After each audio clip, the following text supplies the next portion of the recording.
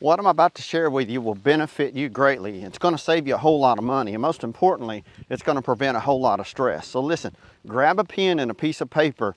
You're going to want to take notes. If you haven't already done so, subscribe to our channel. My name's Wayne Turner, and for nearly 30 years, I've bought, flipped, built, done just about everything when it comes to real estate. So what I'm going to share with you and what I share with everyone on our channel here at The Real Wayne Turner, that's the real channel, is everything to do with real estate. Buying land, flipping houses, buying houses, whatever it may be, you're going to learn everything right here on this channel. And listen, if you know someone that's a real estate agent, please share this video with them. This will bring them valuable information. They will absolutely appreciate the fact that you shared this video with them, because this is very informative information. So let's jump in. Number one, you'll want to walk the land that you're looking to purchase. Walk that land, and don't just walk that land when it's sunny and beautiful outside. Walk that land before or after a rain. Today it's an overcast day, it's raining outside. This is when you want to walk the property. You want to walk the boundaries. You want to know where it stops, where it begins, where it ends, how much road frontage. That's the frontage that's actually on the road of the property. And you want to make sure, is there anything on the property that is not owned by the property owner selling you the property? Now, the second thing you'll want to do is you'll want to make sure you're not overpaying for whatever property it is you're looking to purchase. And how you do that is you got to get comparable sales. You got to find out, what have other pieces of property comparable to the one that you want to purchase, what have they sold for? Now, you do this in really two ways. One, you can look at comparable properties and have an agent, real estate agent, pull those properties for you and show you what comparable properties have sold for. The second way you can do that is simply pay for an appraisal to have the property appraised. Now, that'll typically run you $300 to $400, but keep in mind, if you're getting a bank loan for the property, you typically have to put 10% down, but the banks are going to require that you have an appraisal on the property, because they want to make sure that the money that they're loaning you for that land, that the land is in fact worth it. Now, the third thing you'll want to do is get a survey on the property. Never buy a piece of property unless you have it surveyed. Now, keep in mind, the seller may have had it surveyed. They may have a recent recorded survey of the property that may be just 2 or 3 years old. You can use that. There's nothing wrong with that, but just be sure you walk the property, because you just never know what's going to be on the property. The survey is going to show you exactly where the property begins and ends. You see, every time they survey a piece of property, they take these big steel rods, they drive them at the corners of the property where the property actually meets its bound and takes a turn. It may be perfectly rectangled. I've seen them shaped just like a stop sign. But you'll want to make sure that that property's surveyed, and it's going to vary anywhere from $600 to into the thousands of dollars, depends on the size of the land and how much the surveyor has to trek through, stuff like that.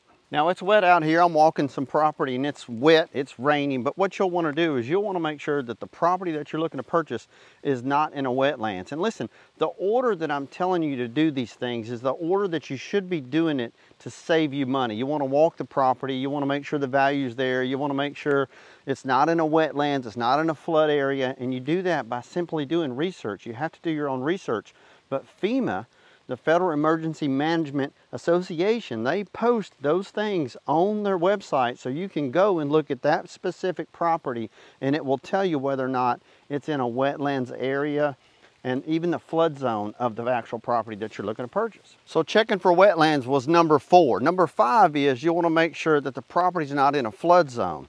So you can do that by looking at the survey. You can also do that by getting a flood elevation certificate. So a flood elevation certificate will tell you the flood zone of the property. There's typically A, B, C, and X flood zones. A is the worst, B is the second worst, C is the better, and X is pretty much the best in terms of being in a flood zone. If the property's not in a flood zone, it's going to state that it's not in a flood zone. If it is in a flood zone, it's going to state it's A, B, C flood zones. You have to determine whether or not the property's worth it to you to purchase that property if it's in a flood zone. Number 6 is restrictions, deed restrictions. A lot of people don't realize that if you purchase a piece of land, it can be restricted on what you can build, what you can put, what you can place, whether or not you can put a single family home, whether or not you could build a barndominium, how big the house has to be or can be. There's loads of restrictions, and what they call it, the restrictive covenants, the deed restrictions, if you will, on a property. They may say you can have horses, you can have cows, but you can't have pigs and chickens. All of that is written in there, so you'll want to make sure you get a copy of that. That's public record. You can get it at the Register of Deeds office anywhere in your parish or county across the United States. Number 7 is, will the property perk? Is it on city sewer, or do you have to put a septic system in? Do you have to put a treatment plant, or can you put just a old-fashioned traditional septic system? Most places now require what they call treatment plants to be put in on that property, but you have to know that. But keep in mind, some properties will not perk. That means that water will not absorb into the earth, that ground, and if it won't perk, then you can't put a septic system on the property. So the last thing you'll want to do is buy an acre of land, for say, and you can't even put a septic system on that property. And you may look and say, wow, that's a great price on that property. But if you can't build on it, and you can't put anything on it, and you can't live on it legally, what's it really worth? Number 8 is water. Does the property connect to city water, or will you have to put a well on a property? Now keep in mind, most properties you can put a well, but you have to understand, the more you have to dig through rock to hit water, and the farther you have to dig through rock to hit water, the more expensive it's going to cost you. We're here in southern Louisiana, and when you're in the southern states, our water table's really high. So it doesn't take maybe $4,000 to $5,000 to dig a well. But if you're in other parts of the country where there's a lot of rock, like for say Tennessee, it can run you $20,000 to put a well in. Now number 9 is talk to the neighbors, and that's something that you can do early on or in the middle of the process. It really just depends on yourself. You got to kind of play it by ear and kind of catch them out on the weekends, but you'll want to ask the neighbors what they think about the property. Would they buy the property again? Are they looking to sell the property? Do they know anything about the property that you're looking to purchase?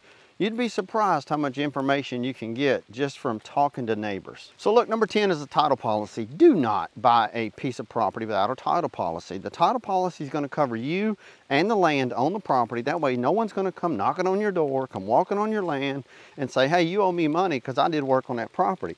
The purpose of the title policy is the closing attorney will do research and make sure that there's no back taxes, liens, encumbrances, or anything on that property that's connected or attached to that property. That way, when you close on the property, no one's going to come after you or looking for you or say you owe them money. You're covered under the title policy. And it's not just you. They do research to find out as far as they can. They do as much research as they can because they're insuring you. They're basically giving you an insurance policy to say that property is free and clear of taxes, liens, encumbrances, and no one's going to come banging on your door. It's covered.